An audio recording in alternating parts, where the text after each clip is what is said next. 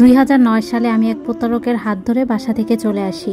আসার সময় মায়ের 5 ভরি গহনা এবং বাবার বেতনের 20,000 টাকা নিয়ে আসি। প্রতারকের সাথে পাড়ি জমাই নতুন জীবনের আশায় আমি ভোর 6টার সময় বাসা থেকে বের হই। 2009 সালে কোনো এক সকালে আমি তার সাথে বসে থাকি রেলওয়ে স্টেশনে। ট্রেনের জন্য দুইজনই অপেক্ষা করি। আমি ভয়ও পাচ্ছিলাম আবার সুখও পাচ্ছি, কারণ আমার প্রিয় মানুষটার সাথে আমি নতুন জীবন শুরু করব। তাই আমরা ট্রেনে করে ঢাকা আসি। ঢাকা আসার পর সে আমাকে বলল, মোনা তোমার টাকার ব্যাগটা আমাকে দাও তো। আমার কাছে 5,000 টাকা রেখে বাকি 15,000 টাকা আমি তার হাতে দিয়ে দিই। সে আমাকে বলল, কত টাকা এনেছো? আমি তাকে বললাম 15,000 টাকা এনেছি, আর মায়ের কিছু গহনা। সে আমাকে বলল, গহনাগুলো একটু সাবধানে রেখো। তখন আমরা একটা খাবার হোটেলে ঢুকে খাবার খাই। হোটেল থেকে বের হয়ে সে একটি মোবাইলের দোকানে ঢোকে। সেখান থেকে সে একটি অ্যান্ড্রয়েড ফোন কেনে 12,000 টাকা দিয়ে। তার হাতে ছিল একটি বাটন নোকিয়া ফোন, সেটা সে আমার হাতে দেয়। সেই ফোনটার দাম 1,000 টাকার মতো হবে। ফোনটা সে আমাকে দেখিয়ে বলে, এ শহরে এরকম একটা দামি ফোন না হলে আমার চাকরি জুটবে না। আমিও তার কথা বিশ্বাস করে নিলাম। এরপর সে আমাকে নিয়ে তার এক বন্ধুর বাসায় ওঠে। বন্ধু একটা রুমে থাকে, সেখানেই আমরা দুজন। বাহিরে আমরা একটা ফ্লোরে থাকি, আর তার বন্ধু হচ্ছে খাটের উপরে থাকে। সেই রাতে আমার কিছুতেই ঘুম আসছিল না। পরের দিন সকালে তার বন্ধু কাজে গেলে সে আমাকে বলে, দেখি মনা তোমার কাছে কি কি গহনা আছে। আমি গহনাগুলো বের করে তাকে দেখাই, আর টাকাগুলো আমি কাপড়ের মধ্যে লুকিয়ে রাখি। আর তারপর তার সাথে আমার দৈহিক সম্পর্ক হয়। এভাবে কয়েকটা দিন চলে যায়, কিন্তু কিছুতেই সে আমাকে বিয়ে করছিল না। আমি তাকে বিয়ের জন্য অনেক চাপ দিই, কিন্তু তারপরও সে আমাকে বিয়ে করছে না। সে আমাকে বলে, ভালো দিনে বিয়ে করতে হয়, আমি তোমাকে শুক্রবার বিয়ে করব। আমি তার কথা বিশ্বাস করি। ওই বাসায় 4 দিন অতিক্রম করার পর সে বাহির থেকে বাসায় এসে বলে, মনা আমরা যে অবিবাহিত ভাবে আছি এটা এলাকার সবাই জেনে যায়, এবং তারা বাসার দিকে আসছে, আমরা কি করব। এটা বলার পর কিছুক্ষণ পরেই 3টা ছেলে বাড়িতে আসে, আর আমাদের বাজেভাবে নানান ধরনের কথা বলতে থাকে। ওই 3টা ছেলেকে ও কিছু টাকা দিয়ে ম্যানেজ করতে চায়, কিন্তু কোনোভাবেই ওরা রাজি হয়। তখন ওই 3টা ছেলে বলে, আমি যদি তাদের সাথে শারীরিক সম্পর্ক করি তাহলে তারা আমাদের ছেড়ে দিবে। আর তার বন্ধুর বাড়ি এমন এক জায়গায় ছিল, বাড়ির গেট লাগিয়ে দিলে বাড়ির ভিতরে কি হচ্ছে আশেপাশের লোক কিছুই বুঝতে পারবে না, আর দেখাও যাবে না। আর আমার তো শয়তানটার নামই বলা হয়নি। শয়তানটার নাম ছিল রাজীব। তখন তারা আমাদের নানান ভয় দেখায়। এক পর্যায়ে নিরুপায় হয়ে আমরা রাজি হয়ে যাই। ওই দিন ওই ছেলে 3টি আমার সাথে শারীরিক সম্পর্ক করে। আমি খুব ভেঙে পড়ি এবং বিয়ের জন্য রাজীবকে বলি। সে আমাকে বলে, পরশুদিন আমরা বিয়ে করব। এর পরের দিন রাজীব বাসায় না থাকায় রাজীবের বন্ধু আমার সাথে শারীরিক সম্পর্ক করে।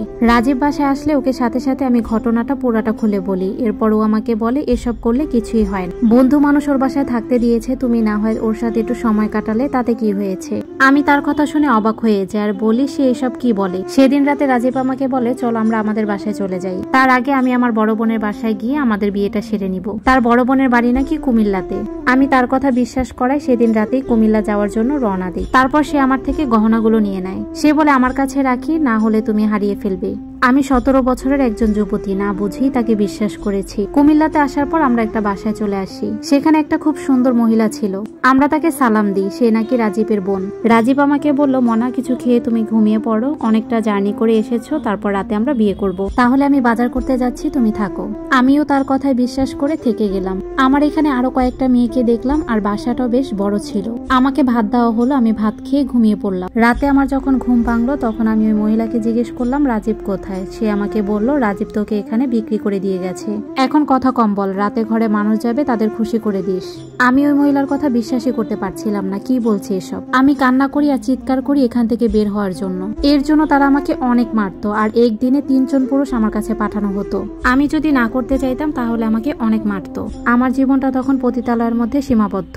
আমি যাদের সাথে ছিলাম সেই মেয়েগুলো খুব সুন্দরী ছিল। আমাদেরকে তেমন একটা একসাথে বসে গল্প করতে দিত না। আমার আর সহ্য হচ্ছিল না। একদিন আমি সিদ্ধান্ত নেই, এর থেকে মৃত্যু ভালো। আত্মহত্যা করার সিদ্ধান্ত নেই। এরপর বাথরুমে গিয়ে ঝর্ণার সাথে গলায় দড়ি দেই, কিন্তু মৃত্যুর খুব কাছাকাছি গিয়েও আবার বাঁচতে চাই। মৃত্যুর যন্ত্রণা খুবই ভয়ানক। সেদিন আমি গলায় দড়ি দিয়েও নিজেকে বাঁচিয়ে নিই। আমি সহ মোট 18টি মেয়েকে তারা নেপালে পাচার করে। নেপালে আমাদেরকে একটি বাংলো বাড়ির মতো সেখানে নিয়ে যাওয়া হয়। আমার বাড়ির কথা খুব মনে পড়তো, কত সুখী না ছিলাম, অথচ আমি নিজেই নিজের জীবনটাকে নষ্ট করেছি।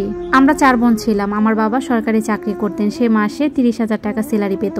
সেই টাকা দিয়ে আমাদের জীবন খুব ভালোই যেত। আমি খুব ছোট ছিলাম। আমার বড় বোনের তখনও বিয়ে হয়নি, আর আমি তো সংসারে ছোট মেয়ে। আমার বিয়ে হতে অনেক দেরি। তখন যদি আমি বিয়ের কথা বলতাম তখন কেউ মানতো না, কারণ আমার বড় আরো 3টি বোন আছে। তাই রাজীবের সাথে আমি পালিয়ে আসি। আর এটাই আমার জীবনের কাল হয়ে দাঁড়ায়। আমার বাবা সবসময় চাইতেন আমরা সব বোনেরা যেন পড়াশোনা করে মানুষের মতো মানুষ হই। আমি নিজের জীবন নিজেই নষ্ট করেছি, কাউকে দোষারোপ করার মতো কিছুই নেই। কাউকে অন্ধ ভালোবেসে আজকে নিজের জীবনটাকে অন্ধকার করে দিয়েছি। এরপর আমরা কয়েকজন মিলে ভাবলাম আমরা এখান থেকে পালাবো। তারপর ওখান থেকে আমরা পালাতে সক্ষম হই। আমরা মোট ছিলাম 18 জন মেয়ে। বর্তমানে আমি একটি গার্মেন্টসে চাকরি করি। আমার অতীতের সব কথা জেনে আমাকে একজন বিয়ে করেছে। আলহামদুলিল্লাহ আমি এখন সুখে আছি। আর যে শয়তানটাকে বিশ্বাস করে আমি বাসা থেকে বের হয়েছিলাম, তার নাকি পতিতালয়ের মেয়েদের সাথে সম্পর্ক করে HIV ভাইরাস হয়েছে। এখন সে মৃত্যুর সাথে পাঞ্জা লড়ছে। আল্লাহ তার সঠিক বিচার করেছেন। এই সম্পূর্ণ স্টোরিটি একটি আপুর লাইফ থেকে নেওয়া। ধন্যবাদ।